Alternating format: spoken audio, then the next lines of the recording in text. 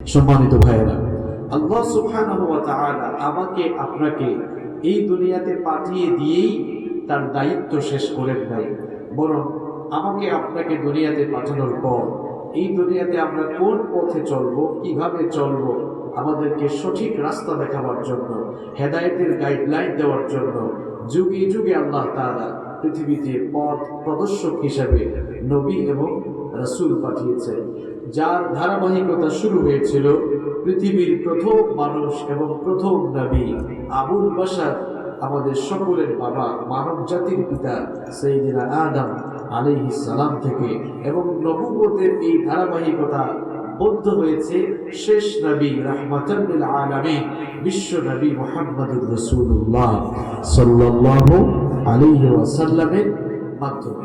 পৃথিবীতে আল্লাহ তাআলা বিশ্ব মানবতার হেদায়েতের জন্য যত নবী এবং যত রাসূল পাঠিয়েছেন, সমস্ত নবীদের উপরে আল্লাহ তাআলা যার মর্যাদা বাড়িয়ে দিয়েছেন, তিনি হচ্ছেন আমাদের নবী মুহাম্মদ সাল্লাল্লাহু আলাইহি ওয়াসাল্লাম।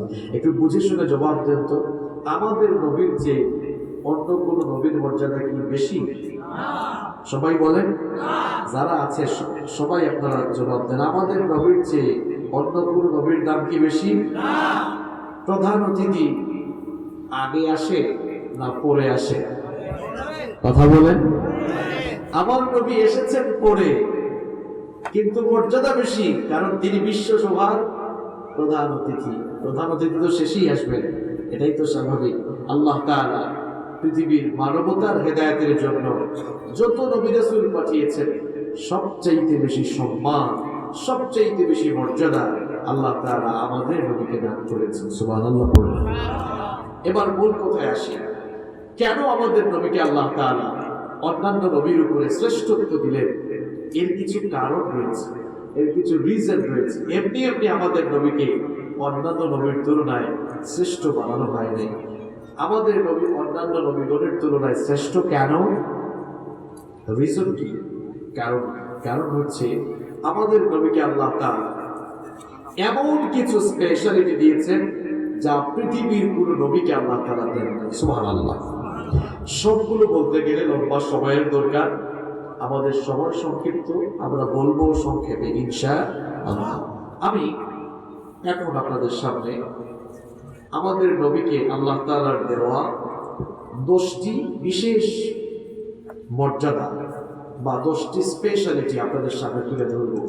যেই স্পেশালিটি বা যেই মর্যাদাগুলো আল্লাহ তাআলা পৃথিবীর অন্য কোনো নবীকে দিয়েছেন, কথা কম দিয়েছেন। তাহলে আমরা এখন যেই টপিক নিয়ে কথা বলবো সেটি হচ্ছে আমাদের নবীকে দেওয়া আল্লাহ সুবহানাহু ওয়া তাআলার 10টি বিশেষ মর্যাদা। কয়টি মর্যাদা?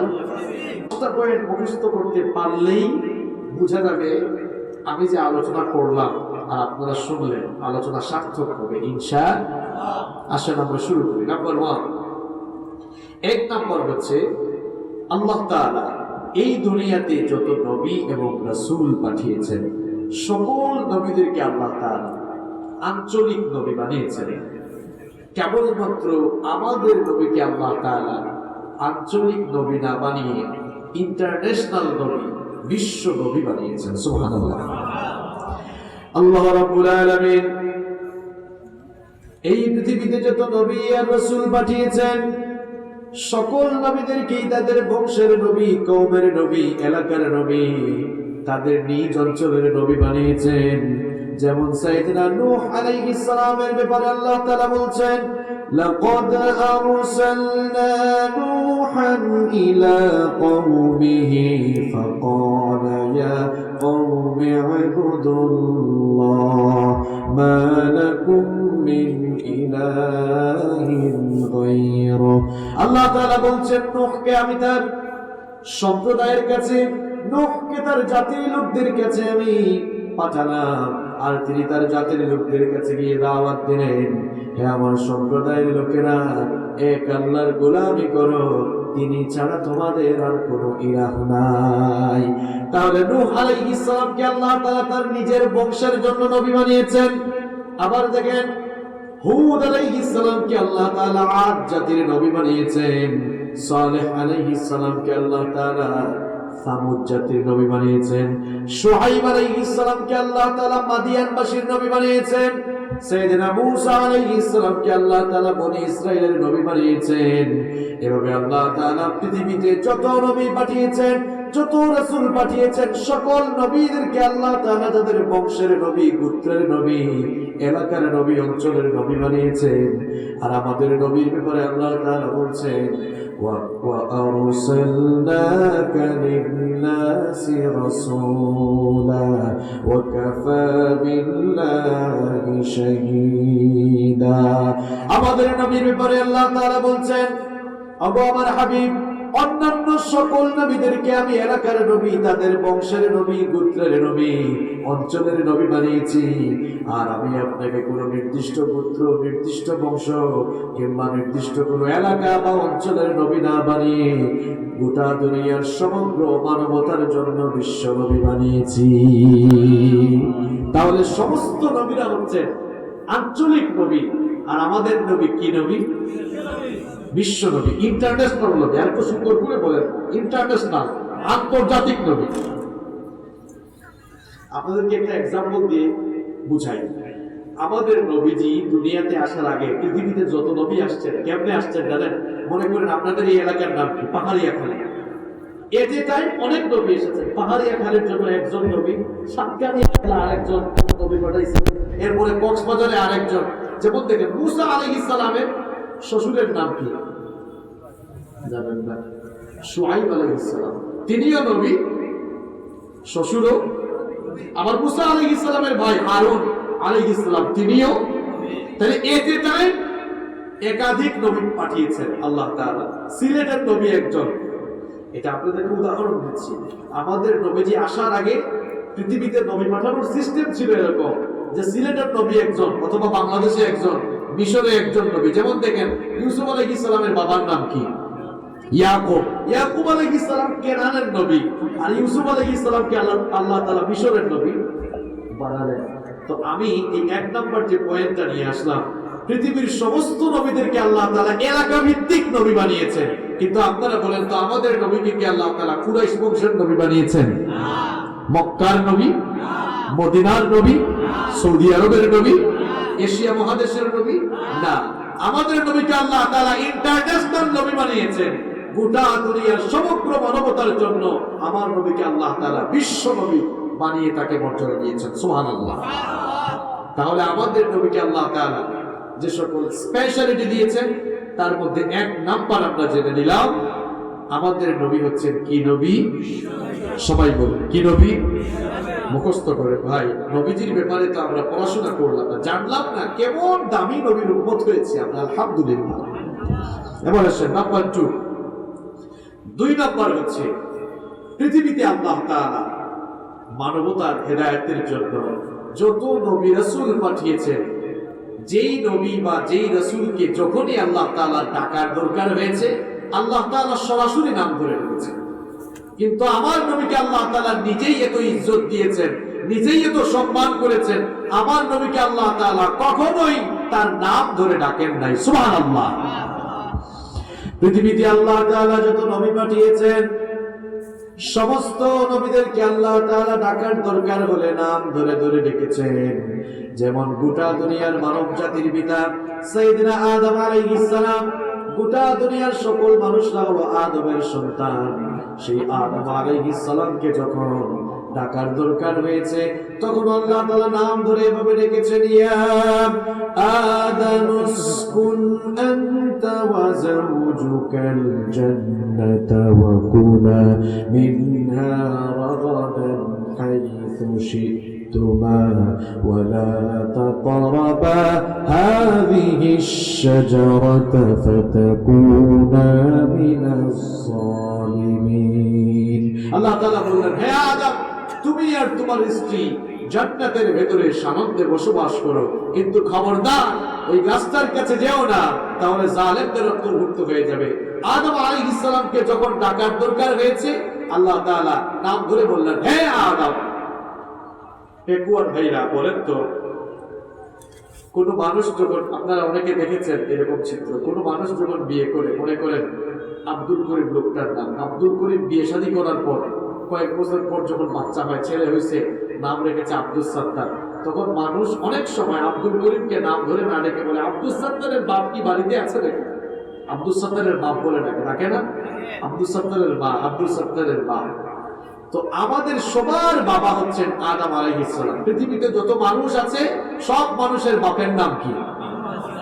তো আল্লাহ তাআলা তো চাইলে আদম আলাইহিস সালামকে একটু মর্যাদা দিয়ে ডাকতে পারতেন এভাবে, ইয়া আবুল বাশার, হে মানব জাতির আব্বা, হে মানব জাতির পিতা। আল্লাহ তাআলা চাইলে কি এভাবে ডাকতে পারতেন না? ডাকতে পারতেন, কিন্তু আল্লাহ তাআলা এভাবে ডাকেন নাই। আদম আলাইহিস সালামকে ডাকার দরকার হয়েছে ডিরেক্ট, সরাসরি নাম ধরে রেখেছে।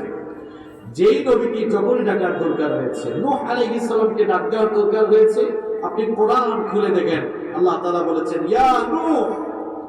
লূত আলাইহিস সালামকে ডাকার দরকার হয়েছে, আল্লাহ তাআলা নাম ধরে রেখেছেন ইয়া লূত। জাকারিয়া আলাইহিস সালামকে ডাকার দরকার হয়েছে, আল্লাহ তাআলা বলেছেন ইয়া জাকারিয়া। ইয়াহইয়া আলাইহিস সালামকে ডাকার দরকার হয়েছে, আল্লাহ তাআলা বলেছেন ইয়া ইয়াহইয়া। এমনকি আমাদের জাতির পিতা ইব্রাহিম আলাইহিস সালামকে ডাকার দরকার হয়েছে, আল্লাহ তাআলা ডেকেছেন ইয়া ইব্রাহিম।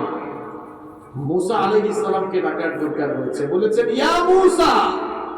ঈসা আলাইহিস সালামকে ডাকার দরকার হয়েছে, ডেকেছেন ইয়া ঈসা। কিন্তু আমার ভাইরা, আপনারা কোরআন খুলে দেখেন, কোরআনের শুরু থেকে শেষ পর্যন্ত একবারও আপনারা ইয়া মুহাম্মদ খুঁজে পাবেন না। আল্লাহু আকবার। পৃথিবীর সমস্ত নবীদেরকে আল্লাহ নাম ধরে ডাকলেন, কিন্তু আমার নবীকে যখন ডাকার দরকার হয়েছে নাম ধরে আল্লাহ ডাকলেন না। যখনই ডাকার দরকার হয়েছে আমার নবীর নবুয়ত আর রিসালাতের বিশেষণকে বিশেষায়িত করে আল্লাহ ডেকেছেন। যখনই ডাকার দরকার হয়েছে, দেখেন ডাকার সিস্টেমটা কেমন। আল্লাহ ডাক দিলেন এভাবে, ইয়া আইয়ুহান নাবিয়্যু হাসবুকাল্লাহু ওয়া মান ইত্তাবা'আকা মিনাল মুমিনিন। আল্লাহ, দেখেন ডাকার সিস্টেমটা আপনারা দেখেন। অন্য নবীদেরকে নাম ধরে ডাকবেন, আর আমার নবীকে যখনই ডাক দেওয়ার দরকার হলো নাম ধরে না ডেকে অন্য সিস্টেমে ডাকলেন। ডাক দিলেন ইয়া আইয়ুহান নাবিয়্যু, হে আমার নবী। সুবহানাল্লাহ। তাহলে আমার নবীকে আল্লাহ তাআলা অন্যান্য নবীদের চাইতে মর্যাদা কম দিলেন না বেশি দিলেন? ডাকার সিস্টেমটা দেখেন। যখনই ডাকার দরকার হয়েছে কিভাবে ডাকলেন, ইয়া আইয়ুহার রাসূল বাল্লিগ মা উনজিলা ইলাইকা মির রাব্বিক। কি সুন্দর করে আল্লাহ ডাকলেন, ওগো আমার রাসূল, আপনার কাছে রিসালাতের যে পয়গাম এসেছে আপনি তা মানুষের মাঝে প্রচার করে দেন। নাম ধরে ডাকলেন না। আল্লাহ তাআলা তো চাইলে বলতে পারতেন ইয়া মুহাম্মদ বাল্লিগ মা উনজিলা ইলাইকা মির রাব্বিক। এরকম আল্লাহ তাআলা আয়াত নাযিল করতে পারতেন কিনা? কিন্তু আল্লাহ তাআলা ইয়া মুহাম্মদ বললেন না, একটু সম্মান দিয়ে ইজ্জত করে বললেন ইয়া আইয়ুহার রাসূল। আল্লাহু আকবার। আমার নবীকে ডাকার কায়দাটা দেখেন, সিস্টেমটা দেখেন আপনারা। আমার নবী কম্বল গায়ে দিয়ে শুয়ে আছে। কম্বল বুঝেন তো আপনারা? চাদর মুড়ি দিয়ে শুয়ে আছে। জিবরিল ওহী নিয়ে আসলেন। আল্লাহ তাআলা ইয়া মুহাম্মদ বললেন না, আল্লাহ তাআলা তার নবীকে নিজেই ইজ্জত দিলেন, নিজেই সম্মান দিলেন, মুহাম্মদ বলে ডাকলেন না। আয়াত নাযিল করলেন এভাবে, ইয়া আইয়ুহাল মুযাম্মিলু কুমিল লাইলা ইল্লা কালিলা নিসফাহু আও ইনকুস মিনহু কালিলা আও জিদ আলাইহি ওয়া রাত্তিলিল কুরআনা তারতিলা।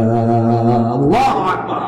ডাকার দরকার হয়েছে, আমার নবী কম্বল মুড়ি দিয়ে চাদর মুড়ি দিয়ে শুয়ে আছেন। বললেন ইয়া আইয়ুহাল মুযাম্মিল, হে কম্বল আচ্ছাদিতকারী ব্যক্তি, উঠো, রাতের বেলা নামাজে দাঁড়াও, শেষ রাতটা তাহাজ্জুদে দাঁড়িয়ে কাটাও। আল্লাহু আকবার। আয়াত তো নাযিল এভাবেও হতে পারত, ইয়া মুহাম্মদ কুমিল লাইলা ইল্লা কালিলা নিসফাহু আও ইনকুস মিনহু, এরকমও তো নাযিল হইতে পারত কিনা? কিন্তু আল্লাহ তাআলা তার নবীকে নিজেই ইজ্জত দিলেন, নিজেই সম্মান দিলেন। আল্লাহ তাআলা কখনোই তার নবীকে একবারও নাম ধরে ডাকেন নাই। সুবহানাল্লাহ। নিজে তো আল্লাহ নাম ধরে ডাকেন নাই, উম্মতদেরকেও নিষেধ করলেন, খবরদার, সাবধান হয়ে যাও, তোমরা যেভাবে একজন আরেকজনকে নাম ধরে ডাকাডাকি করো পরস্পরকে যেভাবে নাম ধরে তোমরা সম্বোধন করো, নাম ধরে যেভাবে ডাকাডাকি করো, আমার নবীকে ওভাবে তোমরা নাম ধরে ডেকো না। কোরআনে কারীমের 24 নম্বর সূরা সূরাতুন নূরের 63 নম্বর আয়াতে রব্বুল আলামিন সুন্দর করে বললেন, লা তাজআলু দুআ আর-রাসূলি বাইনাকুম কাদুআই বা'দিকুম বা'দা। আল্লাহ তাআলা বললেন, তোমরা পরস্পরকে যেভাবে নাম ধরে ডাকাডাকি করো, খবরদার সাবধান, আমার নবীকে সেভাবে নাম ধরে ডাকাডাকি করো না। কারণ আমি আল্লাহ নিজেই আমার নবীকে নাম ধরে ডাকি নাই। আমি আল্লাহ নিজেই আমার নবীকে ইজ্জত করেছি, সম্মান দিয়েছি, মর্যাদা দিয়েছি। আমি আমার নবীকে নিজেই নাম ধরে ডাকি না। সেজন্য তোমরাও খবরদার পরস্পরকে যেভাবে নাম ধরে ডাকাডাকি করো, আমার নবীকে সেভাবে নাম ধরে ডাকাডাকি করো না। সুবহানাল্লাহ। তাহলে আমার নবীর মর্যাদা অন্য নবীর চেয়ে কম না বেশি? তাহলে আমরা আমার নবীর 2 নম্বর মর্যাদা জানলাম। আমার নবীকে আল্লাহ কখনো নাম ধরে ডাকেন না। তাহলে ডেকেছেন কিভাবে? এটা একটা প্রশ্ন। আল্লাহ ডেকেছেন নবুয়ত আর রিসালাতের যে বিশেষণ রয়েছে সেই বিশেষণকে বিশেষায়িত করে, কিংবা যে অবস্থায় নবী ছিলেন সেই অবস্থাকে সম্বোধন করে। যেমন কম্বল গায়ে দিয়ে শোয়া ছিলেন, চাদর আবৃত ছিলেন, ডেকেছেন ইয়া আইয়ুহাল মুজাম্মিল। ওই যে বলি না আমরা অবস্থা বুঝে ব্যবস্থা, কি জানেন না আপনারা? অবস্থা বুঝে। আচ্ছা, আপনারা মুখস্থ করতেছেন তো, কি বলেন তো, একটু পেছনে ফিরে যাই, এটা তো ক্লাস চলতেছে আমাদের। 1 নম্বর কি বলছিলাম বলেন তো? মাশাআল্লাহ, এই তো মনে আছে আপনাদের, মাশাআল্লাহ। 2 নম্বর, হ্যাঁ, আমাদের নবীকে আল্লাহ নাম ধরে এভাবে 10টা মুখস্থ করবো আমরা, পারবো তো ইনশাআল্লাহ? তাইলেই বুঝা যাবে যে আপনারা হুজুরের ওয়াজ ভালো করে শুনছেন। ওই নানার মধ্যে হয়ে যায় না। এক নানা একবার মাহফিলে গিয়েছিল, সকালবেলা নাতিকে গিয়ে বললো, নাতি রে তুই তো গেলি না মাহফিলে, হুজুর আসছিল, একদম ফাটাই ফেলছে। নাতি বলল যে নানা কি ফাটাইছে? মাইক ফাটাইলো না প্যান্ডেল ফাটাইলো নাকি মানুষ ফাটাইলো? বলতেছে আর বলিস না, যে সুন্দর ওয়াজ করছে। কয় বুঝলাম তো সুন্দর ওয়াজ করছে, কিন্তু কি বলছে কথাগুলো? কয় আর বলিস না, যে সুন্দর কণ্ঠ, যে টান মারে। নাতি বলল নানা বুঝলাম, কিন্তু কোন টপিক নিয়ে, কোন বিষয় নিয়ে কথা বলেছে? নানা তখন বলল, নাতি রে সারা রাত তো মন ভরে ওয়াজ শুনছি, কিন্তু হুজুর যে কোন বিষয়ে ওয়াজ করলো এটা তো কিছুই মনে নাই। এরকম যেন না হয়। আমরা যে কথাগুলো শুনবো সেগুলো আমরা বুঝার চেষ্টা করবো ইনশাআল্লাহ। কয়টা বলেছি? বাকি আছে কয়টা? নাম্বার 3 নাম্বার হচ্ছে আমার নবীকে আল্লাহ তাআলা খাতামুন নবিয়্যিন বানিয়েছেন। আমার নবীকে আল্লাহ তাআলা শেষ নবী বানিয়ে আমার নবীকে প্রেরণ করার মধ্য দিয়ে পৃথিবীতে নবী আসার দরজাকে আল্লাহ তাআলা বন্ধ করে দিয়েছেন। সুবহানাল্লাহ। কোরআনে কারীমের 33 নম্বর সূরা সূরাতুল আহজাবের 40 নম্বর আয়াতে রব্বুল আলামিন সুন্দর করে বলছেন, মা কানা মুহাম্মাদুন আবা আহাদিম মির রিজালিকুম ওয়ালাকিন রাসূলুল্লাহি ওয়া খাতামান নাবিয়্যিন ওয়া কানা আল্লাহু বিকুল্লি শাইইন আলীমা। তাহলে আমাদের নবীর 3 নম্বর স্পেশালিটি আমরা জানলাম, তিনি হচ্ছেন খাতামান নবিয়্যিন। তিনি হচ্ছেন সর্বশেষ নবী যার মাধ্যমে নবুয়তের গেটটাকে লক করে দেওয়া হয়েছে। সেই গেট আর খোলা হবে না। এবার আসেন নাম্বার 4 নম্বর হচ্ছে আল্লাহ তাআলা কিয়ামতের দিন আমাদের নবীকে সাহেবুল কাউসার, কাউসারের মালিক বানিয়ে দিবেন। এত আস্তে সুবহানাল্লাহ বললেন। আপনারা কি কথাগুলো ওজন বুঝতেছেন? কিয়ামতের দিন আল্লাহ তাআলা আমার নবীকে কাউসারের মালিক বানাবেন। সুবহানাল্লাহ। সূরাতুল কাউসারের মধ্যে আল্লাহ তাআলা সেই কথা বললেন, ইন্না আ'তাইনাকাল কাউসার। পারেন না আপনারা? তাহলে পড়েন আমার সাথে, ইন্না আ'তাইনাকাল কাউসার ফাসাল্লি লিরাব্বিকা ওয়ানহার ইন্না শানিআকা হুয়াল আবতার। আল্লাহ তাআলা বললেন, ওগো আমার নবী, নিশ্চয়ই আমি আপনাকে কাউসার দান করেছি। এই সূরা যখন নাযিল হলো, বিশ্বনবী সাল্লাল্লাহু আলাইহি ওয়াসাল্লাম সাহাবীদেরকে বললেন, ও আমার সাহাবীরা, তোমরা কি জানো নাকি কাউসার কি? সাহাবায়ে কেরাম বললেন, ওগো আল্লাহর নবী, আমরা তো জানি না, এর নাম তো কখনো শুনি নাই। বিশ্বনবী সাল্লাল্লাহু আলাইহি ওয়াসাল্লাম তখন বললেন, কাউসার হচ্ছে এক প্রকার পানীয়। কাউসার হচ্ছে এমন পানীয়, দুধের চেয়েও সাদা, মধুর চেয়ে মিষ্টি। এই পানি যারা একবার পান করবে, 50,000 বছরের তৃষ্ণা নিবারণ হয়ে যাবে। বিশ্বনবী সাল্লাল্লাহু আলাইহি ওয়াসাল্লাম সাহাবীদেরকে বললেন, আমার সাহাবীরা শোনো শোনো, কিয়ামতের দিন আল্লাহ তাআলা যখন হাসরের ময়দানে আমাদেরকে একত্রিত করবেন, সেই দিনটা বড় ভয়ানক হয়ে যাবে। এখন তো সূর্য মানুষের মাথার থেকে 9,30,00,000 মাইল দূরে, 9,30,00,000 মাইল দূরের সূর্য যখন তাপ দেয়, এখনো মানুষ সহ্য করতে পারে না। দেখা যায় বৈশাখ আর জ্যৈষ্ঠ মাসে মানুষকে এসির নিচে আশ্রয় নেয়। 9,30,00,000 মাইল দূর থেকে সূর্য তাপ দেয়, আপনার সহ্য হয় না। কিয়ামতের কঠিন দিনে 9,30,00,000 মাইল দূরের সূর্য মানুষের মাথা 1 কিংবা 2 মাইল উপরে নেমে আসবে। অবস্থা সেদিন এমন হবে, সূর্যের প্রচন্ড তাপে জমিন সেদিন তামার জমিনে পরিণত হয়ে যাবে। গুনাহগার, নাফরমান, বেঈমান, জাহান্নামী মানুষগুলোর মাথাটা সেদিন ফেটে চৌচির হয়ে মানুষগুলো টকবক করে ফুটতে থাকবে। আর সে কঠিন অবস্থা আপনাদেরকে আমি কেমনে বুঝাই। মহিলারা যখন চুলায় ভাত রান্না করে, পানি গরম হয়ে যাওয়ার পর চালগুলো যেমন ফুটতে থাকে, জাহান্নামী মানুষগুলোর মাথার মগজ সেরকম করে ফুটতে থাকে। ফুটে ফুটে সেই দিন মগজগুলো বেয়ে বেয়ে উঠতে থাকবে। মানুষেরা পিপাসার যন্ত্রণায় এত বেশি কাতর হয়ে যাবে, পিপাসার যন্ত্রণায় কাতর হয়ে গিয়ে মানুষের জিহ্বাটা বের হয়ে কুকুরের মতো নাভিস্থল পর্যন্ত ঝুলতে থাকবে। আল্লাহু আকবার। বিশ্বনবী সাল্লাল্লাহু আলাইহি ওয়াসাল্লাম সাহাবীদেরকে বললেন, হাসরের সেই কঠিন দিনে কাউসারের পানি ছাড়া কোনো পানি থাকবে না। কিয়ামতের দিন আকাশের মধ্যে যতগুলো তারকা রয়েছে, তার চাইতে বেশি হাউজে কাউসারের পেয়ালা আল্লাহ তাআলা আমাকে দান করবেন, আর আমি আমার উম্মতদেরকে কাউসারের পানি বিলাতে থাকবো। কিছু লোককে পানি দিতে গেলেই ফেরেশতারা নিষেধ করবে, ওগো আল্লাহর নবী, এই লোকগুলোকে আপনি পানি দিয়েন না। বিশ্বনবী সাল্লাল্লাহু আলাইহি ওয়াসাল্লাম জিজ্ঞেস করবেন, কেন দিব না বলো? ফেরেশতারা বলবে, এই লোকগুলো হচ্ছে আপনার উম্মতের সেই সব নিকৃষ্ট লোক, যারা আপনার উপরে ইসলামের মধ্যে বিভিন্ন নিত্য নতুন জিনিস ঢুকিয়ে দিয়েছে। ইসলামে ছিল না এমন বহু জিনিস ঢুকিয়েছে, আবার ছিল এমন বহু জিনিস তারা বিয়োজন করেছে, এরা বেদাত করেছে। এই জন্য এদেরকে পানি দিয়েন না। বিশ্বনবী সাল্লাল্লাহু আলাইহি ওয়াসাল্লাম এই কথা শোনার পরে বললেন, সুহকান সুহকান লিমান গায়্যারা মিন বাদি, আমার সামনে থেকে তোরা দূর হয়ে যা, আমার সামনে থেকে তোরা ভেগে যা। কারণ আমার ইসলামের ভেতরে আমার পরে যারা নিত্য নতুন বিভিন্ন জিনিস ঢুকিয়েছ, সেই কপাল পোড়া নিকৃষ্ট লোকদেরকে কাউসারের পানি আজ আমি বিলাবো না। নাউযুবিল্লাহ।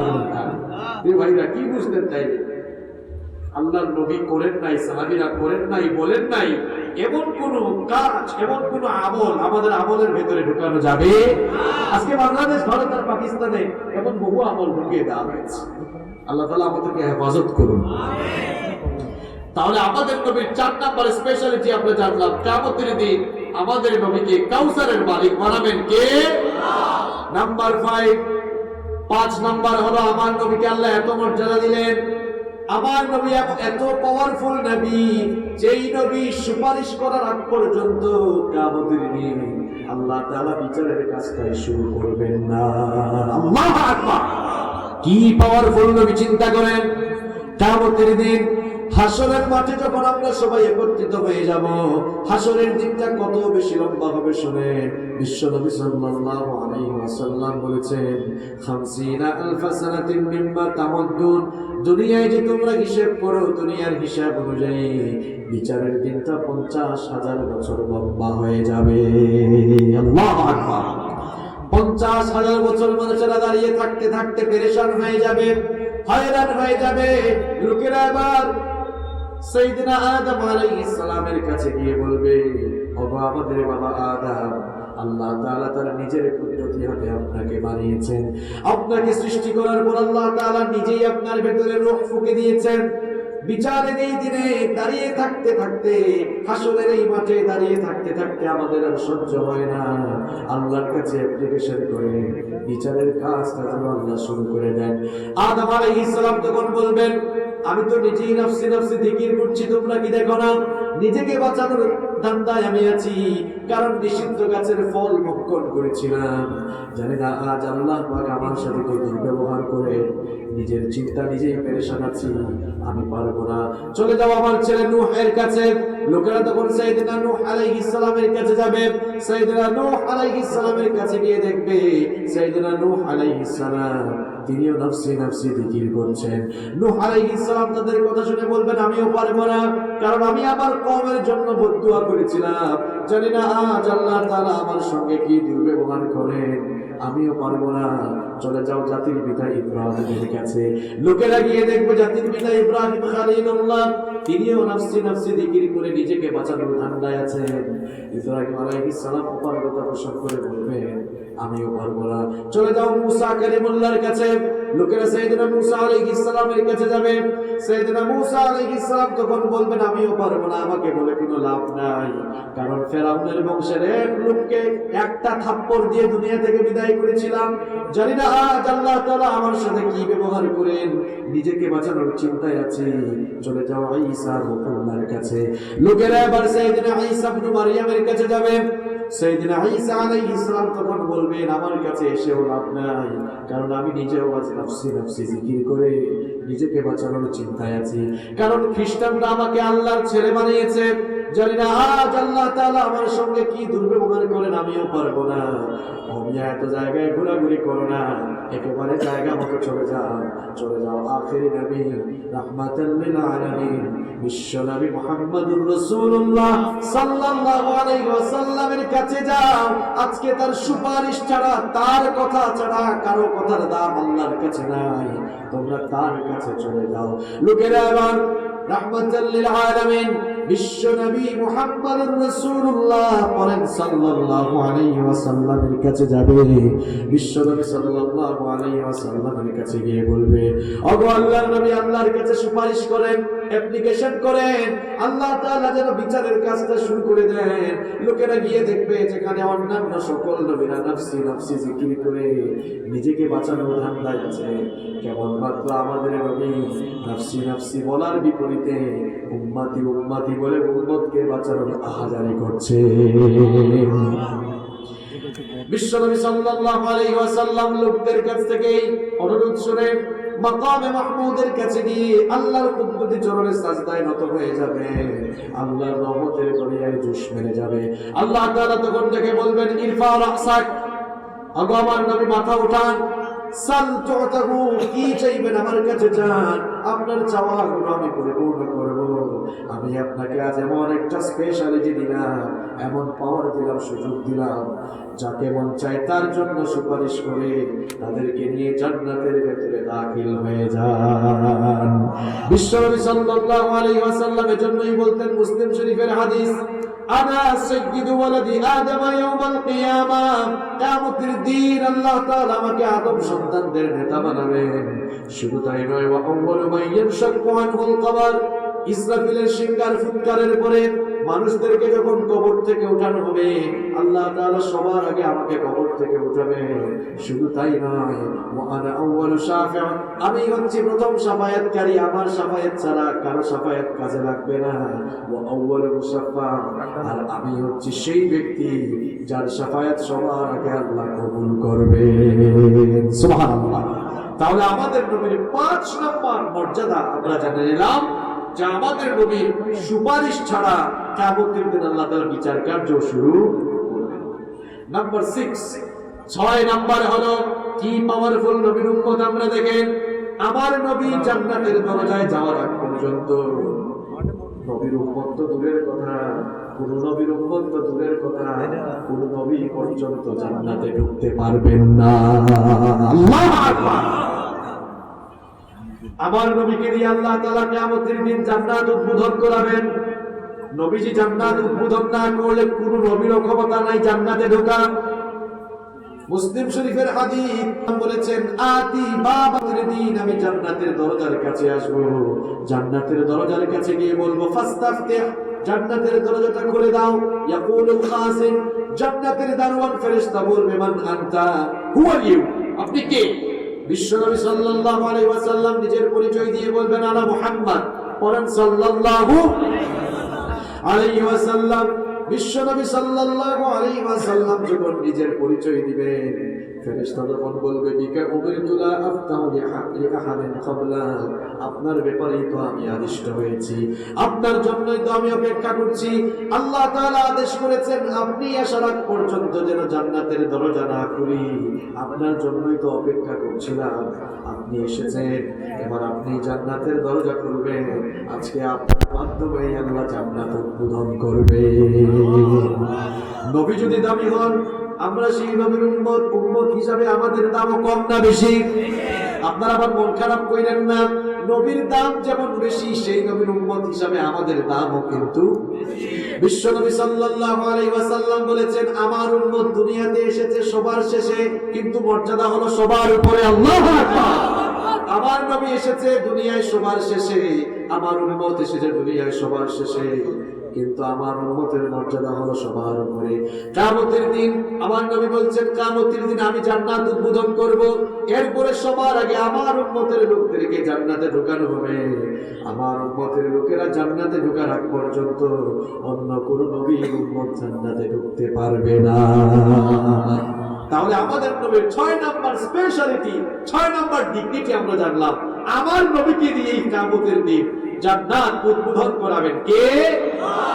নাম্বার 7, 7 নাম্বার হচ্ছে আমার নবীর চরিত্র, আমার নবীর চারিত্রিক প্রশংসা করতে গিয়ে আল্লাহ তাআলা তার নিজের একটা সিফাতি নাম নবীর চরিত্রের বেলায় বরাদ্দ করে দিয়েছেন। আল্লাহু আকবার।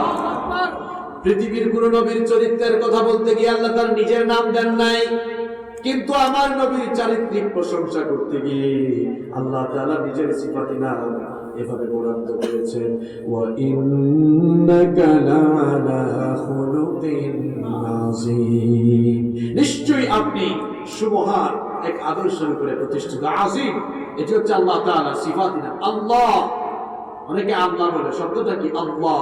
একটু বলেন তো আল্লাহ। আল্লাহকে একটা ডাক দেন, সবাই বলেন আল্লাহ। এটি হচ্ছে আল্লাহ তাআলার দাত, সত্তাগত নাম। আল্লাহ ছাড়া বাদবাকি সব নাম হচ্ছে সিফাত, গুণবাচক নাম। আযীম, এটি হচ্ছে আল্লাহ তাআলার গুণবাচক একটি নাম। কোরআনেরও একটি নাম হচ্ছে আযীম। وَلَقَدْ آتَيْنَاكَ سَبْعًا مِنَ الْمَثَانِي وَالْقُرْآنَ الْعَظِيمَ। কোরআনের কথা বলতে গিয়ে আল্লাহ তাআলা তার সিফাতি নাম কোরআনের বেলায় দিয়েছেন, আর আমার নবীর চরিত্র বর্ণনা করতে গিয়ে আল্লাহ তাআলা আযীম শব্দ দিয়েছেন। কোন নবীর চরিত্রের সার্টিফিকেট দিতে গিয়ে আল্লাহ তাআলা তার নিজের সিফাতি নাম বরাদ্দ করেন নাই, কিন্তু আমার নবীর চারিত্রিক প্রশংসা করতে গিয়ে আল্লাহ তাআলা তার নিজের সিফাতি নাম বরাদ্দ করে দিয়েছেন। আল্লাহু আকবার। এমন এক নবী যার চরিত্রের ভেতরে মানুষের জীবনের সার্বিক দিক এবং বিভাগের অনুকরণীয় অনুসরণীয় আদর্শ রয়েছে। এই জন্য কোরআন কারীমের 33 নম্বর সূরা সূরাতুল আহজাবের 21 নম্বর আয়াতে রব্বুল আলামিন বলছেন, লাকাদ কানা লাকুম ফি রাসূলিল্লাহি উসওয়াতুন হাসানাতুন লিমান কানা ইয়ারজুল্লাহা ওয়াল ইয়াওমাল আখির ওয়া যাকারাল্লাহা কাসীরা। আল্লাহ তাআলা বলছেন, তোমাদের মধ্যে যারা আল্লাহ আর আখিরাত পাবার আশা রাখে তাদের জন্য আমার নবীর জীবনের ভেতরে সর্বোত্তম আদর্শের নমুনা রয়েছে। এমন এক নবী তিনি সবার জন্য আদর্শ, ছোট বড়, আবাল বৃদ্ধা বনিতা, স্বামী, পিতা, দাদা, নানা, রাষ্ট্রপ্রধান, কমান্ডার, সমাজ সংস্কারক, সবার জন্য আদর্শ। As a father, as a child, as a young, as a teacher, as a leader, as a father, as a grandfather, as a lawgiver, as a lawmaker, as a reformer of the Muslim society. Muhammad is the Superman of the world.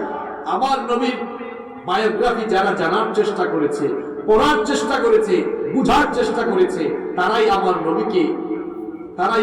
নবীকে নিয়ে প্রশংসা করতে বাধ্য হয়েছে। এখন তো অনলাইনের যুগ, গুগলে গেলেই আপনারা সব পেয়ে যাবেন।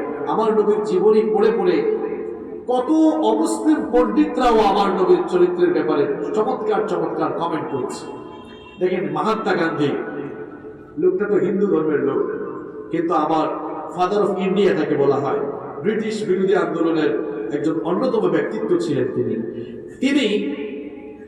আল্লাহ রাসূল সাল্লাল্লাহু আলাইহি ওয়াসাল্লামের বায়োগ্রাফি পড়েছেন, জীবনী পড়েছেন। পড়ার পরে তিনি বললেন, আমি এতদিন জানতাম ইসলাম পৃথিবীতে তরবারির মাধ্যমে এসেছে, কিন্তু আমি মুহাম্মাদের জীবনী পড়ে দেখলাম ইসলাম didn't come through the sword in this world।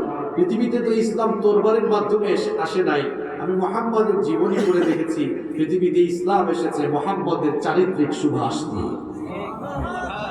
তিনি আরো বলেছেন, I have studied lot of biographies in my life, but the biography of Prophet Muhammad was a unique, unparalleled and fantastic biography which I have ever read। তিনি বললেন, আমি বহু মানুষের biography পড়েছি, জীবনী পড়েছি, কিন্তু এই লোকটার জীবনী পড়ে আমি দেখেছি এই লোকটার পার্সোনালিটি, এই লোকটার ব্যক্তিত্ব হলো এমন, তিনি হচ্ছেন অনন্য এবং অতুলনীয় এক ব্যক্তিত্ব, যার সাথে পৃথিবীর কোনো মানুষের তুলনা চলে না। আল্লাহু আকবার।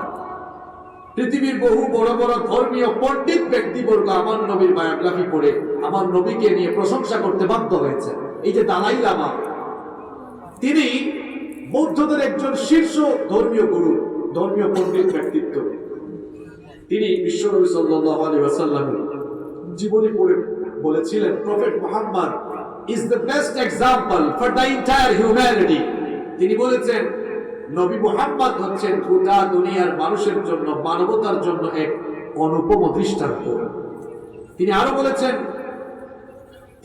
বলেছেন যে আমরা যদি সুখ শান্তি পেতে চাই, শান্তির স্লোগান তো আমরা অনেকেই দেই। তিনি আরো বলেছেন, we should follow the path which shown by the prophet Muhammad to get global peace। আমরা যদি বৈশ্বিক শান্তি চাই, কল্যাণ চাই, তাহলে সবার উচিত হবে মুহাম্মাদের দেখানো পথকে অনুসরণ করা। আল্লাহু আকবার। শুধু হিন্দু আর বৌদ্ধ নয়, খ্রিস্টানদের মধ্যে একজন নামকরা ব্যক্তির মানে একেবারে নামকরা একজন ব্যক্তি ছিলেন মাইকেল এইচ হার্ট। তিনি কিন্তু গোটা দুনিয়ায় পরিচিত নাম, কারণ তিনি একটি বই লিখেছেন, এই বইটা গোটা দুনিয়ায় সাড়া ফেলেছিল, দি 100। এটা বাংলাদেশেও পাওয়া যায়, বাংলা ভাষায় অনুবাদ হয়েছে বিশ্বের শ্রেষ্ঠ 100 মনীষীর জীবনী। তিনি খ্রিস্টান ধর্মের লোক, তারা তো যীশু খ্রিস্টকে ফলো করে। তিনি তার বইয়ের মধ্যে 100 জন মনীষীর জীবনী উল্লেখ করেছেন। তিনি খ্রিস্টান ধর্মের লোক, চাইলে তো যীশু খ্রিস্টকে সবার উপরে রাখতে পারতেন। তিনি জীবনী উল্লেখ করেছেন, সেখানে অনেকের আদমের জীবনী এনেছেন, ইউসুফের জীবনী এনেছেন, যীশু খ্রিস্টের জীবনী এনেছেন, আমাদের নবীর জীবনী এনেছেন, আইজাক নিউটনের জীবনী এনেছেন, দালাই লামার জীবনী এনেছেন, বেঞ্জামিন ফ্রাঙ্কলিনের জীবনী এনেছেন, অনেকের জীবনী এনেছেন, কিন্তু সবার উপরে যাকে রেখেছেন তিনি হচ্ছেন মুহাম্মদ সাল্লাল্লাহু আলাইহি ওয়াসাল্লাম। এই বইটা লেখার পরে কিন্তু গোটা দুনিয়ায় সমালোচনা শুরু হয়েছিল। খ্রিস্টানরা বেশি সমালোচনা করেছিল। তারা বলেছিল মাইকেল এইচ হার্ট একজন খ্রিস্টান হয়েও কি করে সে পারলো মুসলমান ধর্মের নবীকে উপরে রাখতে। তখন সমালোচনার জবাব তিনি এভাবে দিয়েছিলেন, তিনি বলেছিলেন, তোমরা যারা আমার সমালোচনা করছো, তোমরা না জেনে না বুঝেই করছো। আমি যাকে উপরে রেখেছি তিনি সাধারণ কোন ব্যক্তি নন। তিনি বলেছেন, he was the only man in history who was supremely successful on both the religious and secular level। যাকে আমি উপরে রেখেছি তিনি ধর্মীয় এবং জাগতিক সকল ক্ষেত্রেই সমান তালে সফলতার দৃষ্টান্ত রেখেছেন। আল্লাহ। তিনি আরো বলেছেন, এই কথা বলতে আমার কোনো দ্বিধাই নাই, কোনো আপত্তি নাই। He must be called the savior of humanity। আমি তাকে মানবতার ত্রাণকর্তা বলতেও দ্বিধাবোধ করব না। নেপোলিয়ন বোনাপার্ট আমার নবীর জীবনী পড়ে আরো চমৎকার কথা বলেছে। সে বলেছে, if the people of the world accept the ideology of Muhammad, they will be guided on the happiness and prosperity। যদি দুনিয়ার মানুষরা মুহাম্মদের আদর্শকে গ্রহণ করে নেয়, তারা সুখ আর সমৃদ্ধির পথে পরিচালিত হয়ে সুখ শান্তি খুঁজে পাবে। সুবহানাল্লাহ বলবেন না? তাহলে আমার নবীর আমার নবীকে যারাই একটু পড়াশোনা করে জানার চেষ্টা করেছে, বোঝার চেষ্টা করেছে, তারাই আমার নবীকে নিয়ে প্রশংসা করতে বাধ্য হয়েছে। আর আমার নবীকে এত সুন্দর চরিত্র দিয়েছেন কে? আল্লাহ তাআলা বলছেন, ওয়া ইন্নাকা লাআলা খুলুকিন আযীম। নবীর চরিত্র গুণগান, আমার নবীর চারিত্রিক গুণগান করতে গিয়ে আল্লাহ তাআলা নিজের সিফাতি নাম পর্যন্ত দিয়েছেন। তাহলে আমরা 7 নাম্বার মর্যাদা জানলাম যে আমার নবীর চরিত্র বর্ণনায় সিফাতি নাম দিয়েছেন কে? নাম্বার 8 নাম্বার হচ্ছে পৃথিবীর কোন নবীর নসিবে যেটা হয় নাই, আমার নবীর নসিবে সেটা হয়েছে। পৃথিবীর কোন নবীকে আল্লাহ তাআলা 7 আসমান ভেদ করে সিদরাতুল মুনতাহা পাড়ি দিয়ে মেরাজ, আল্লাহ তাআলা সান্নিধ্য গমন, এটা কোন নবীর নসিবে হয়েছে? কিন্তু একমাত্র নবী হলেন আমাদের নবী, বিশ্ব নবী মুহাম্মদুর রাসূলুল্লাহ সাল্লাল্লাহু আলাইহি ওয়াসাল্লাম, যার মেরাজ নসিব হয়েছিল। আল্লাহ তাআলা মেরাজের রজনীতে তার নবীকে তার সান্নিধ্যে ডেকে নিয়ে গিয়েছিলেন। সুবহানাল্লাহ। তাহলে এটা হলো আমার নবীর 8 নম্বর স্পেশালিটি। 9 নম্বর হচ্ছে যে যার সম্মানে আঘাত করলে স্বয়ং আল্লাহ তাআলা তার জবাব দিতেন। দেখেন, আল্লাহ রাসূল সাল্লাল্লাহু আলাইহি ওয়াসাল্লাম যখন 3 বছর গোপনে গোপনে দাওয়াতি কাজ করলেন, এরপরে আল্লাহ তাআলা ওহী নাযিল করলেন, ওয়া আনযির আশীরাতাকাল আকরাবিন। এবার প্রকাশ্যে বের হন। বিশ্বনবী সাল্লাল্লাহু আলাইহি ওয়াসাল্লাম এই ঘোষণা পাওয়ার পরে সাফা পাহাড়ে গেলেন, সাফা পাহাড়ে আরোহণ করলেন। বুখারীর বর্ণনা, সাফা পাহাড়ে উঠে বললেন, আরাআইতুম লাউ আখবারতুকুম আন্না খাইলাম বিসিফিন হাদাল জাবাল তুরিদু আন তুগীরা আলাইকুম আকুনতুম মুসাদ্দিকিয়া। আমি যদি তোমাদেরকে বলি এই পাহাড়ের অপর প্রান্তে শত্রুপক্ষ তোমাদেরকে আক্রমণ করার জন্য প্রস্তুতি নিয়েছে, তোমরা কি আমার কথা বিশ্বাস করবে নাকি? সবাই সবস্বরে বলেছিল, অবশ্যই বিশ্বাস করব, কারণ তোমাকে তো মিথ্যা বলতে দেখি নাই। তখন বিশ্বনবী সাল্লাল্লাহু আলাইহি ওয়াসাল্লাম বললেন, তোমরা যদি আমাকে এতই বিশ্বাস করো, তাহলে আমি তোমাদেরকে বলছি, শোনো, ফাইন্নী নাযীরুল লাকুম বাইনা ইয়াদাই আযাবিন শাদীদ। আমি তোমাদের জন্য কঠিন আযাবের একজন সতর্ককারী হয়ে এসেছি। আমাকে আল্লাহ নবুয়ত দিয়েছেন, রিসালাত দিয়েছেন। আমার নবুয়ত আর রিসালাত মেনে কালেমা পড়ে মুসলমান হয়ে যাও। এই কথা শোনা মাত্রই কাফের মুশরিকদের কলিজার মধ্যে আগুন জ্বলে গেল। তারা তখন বলল, মা জামাতানা ইল্লা লিহাদা। এগুলো বলার জন্যই কি আমাদেরকে এখানে ডেকে নিয়ে এসেছো নাকি? আল্লাহর নবীর আপন চাচা আবু লাহাব সেখানে উপস্থিত ছিল। সে তার রাগকে কন্ট্রোল করতে না পেরে বিশ্বনবীকে গালি দিল, তাব্বাল্লাকা ইয়া মুহাম্মদ, মুহাম্মদ তুমি ধ্বংস হয়ে যাও। যখনই আমার নবীর সম্মানকে খাটো করে গালি দিল, আল্লাহ তাআলা বরদাস্ত করলেন না, সঙ্গে সঙ্গে আবু লাহাবের নামে সূরা নাযিল করলেন, তাব্বাত ইয়াদা আবি লাহাবিন ওয়া তাব মা আগনা আনহু মালুহু ওয়া মা কাসাব সায়াসলা নারান যাতা লাহাবিন وامرأته حمالة الحطب في جيدها حبل من مسد। আবু লাহাব গালি দিল, আল্লাহ তাআলা গালির জবাব হিসাবে আবু লাহাবকে গালি দিয়ে সূরা নাযিল করলেন, তাব্বাত ইয়াদা আবি লাহাবিন ওয়া তাব। ধ্বংস হোক আবু লাহাবের দুহাত এবং ধ্বংস হোক সে নিজেও। মা আগনা আনহু মালুহু ওয়া মা কাসাব। তার ধন সম্পদ যা সে উপার্জন করেছে তা কোনো কাজেই। সায়াসলা নারান যাতা লাহাবিন ওয়া ইমরাআতুহু। সে এবং তার স্ত্রী অচিরেই লেলিহান অগ্নিশিখায় প্রবেশ করবে। হাম্মালাতাল হাতাব, তার স্ত্রীর কাজ ছিল মানুষের মধ্যে লাগায় দাও, বাজায় দাও। ফি জিদিহা হাবলুম মিন মাসাদ, তাদের গলায় শক্ত রশি পাকানো থাকবে। তাহলে আমার নবীকে আল্লাহ তাআলা এত মর্যাদা দিয়েছেন, নবীর সম্মানে আঘাত করলে কার সম্মানে আঘাত লাগে? নাম্বার 10 নাম্বার হচ্ছে আমার নবীকে আল্লাহ তাআলা এমন একটা বিষয় দিয়েছেন যা কোন নবীকে দেন নাই। পৃথিবীর সমস্ত নবীদেরকে আল্লাহ তাআলা, পৃথিবীর অন্যান্য নবীদেরকে আল্লাহ তাআলা তাদের নবুয়ত বা রিসালাতের সত্যতা হিসেবে যে মুআজিজা দিয়েছেন, নবীরা ইন্তেকালের সাথে সাথে তাদের মুআজিজার কার্যকর ক্ষমতা বা পাওয়ার ফুরিয়ে গিয়েছে।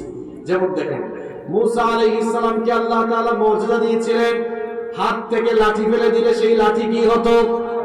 সাপ হয়ে যেত।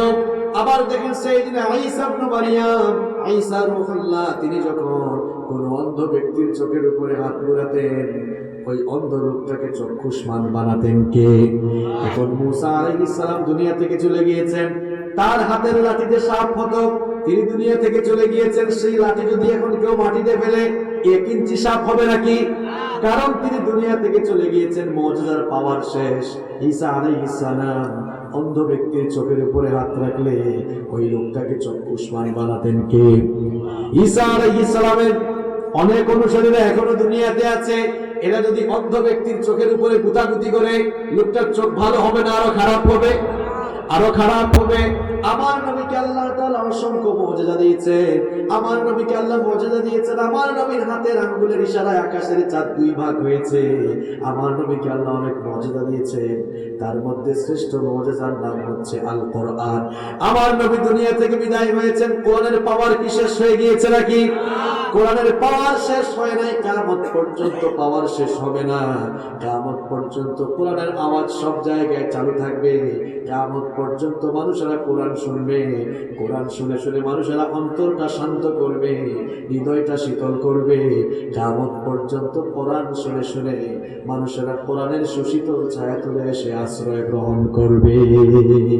আর কোরআনের এই আওয়াজ, কোরআনের এই আন্দোলনকে যারাই থামাতে চাইবে, তারা নিজেরাই স্তব্ধ হয়ে যাবে। কেন থেমে যাবে? আচ্ছা বলেন তো, কোন জায়গায় আগুন লাগলে কেউ যদি লাঠি দিয়ে আগুনের উপরে গিয়ে বাড়ি মারে, আগুনের তেজ বাড়বে না কমবে? কথা বলছেন আমার? কোন জায়গায় আগুন লাগলে কেউ ওই আগুনের উপরে গিয়ে লাঠি দিয়ে বাড়ি দিলে আগুনের তেজ কমবে না, বরং আরো।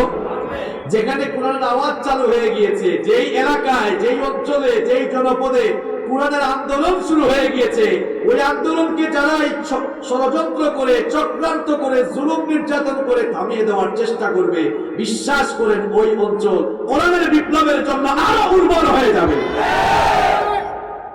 এই কথাটা কার? কোরআনের আওয়াজকে কেউ থামিয়ে দিতে চাইবে পারবে?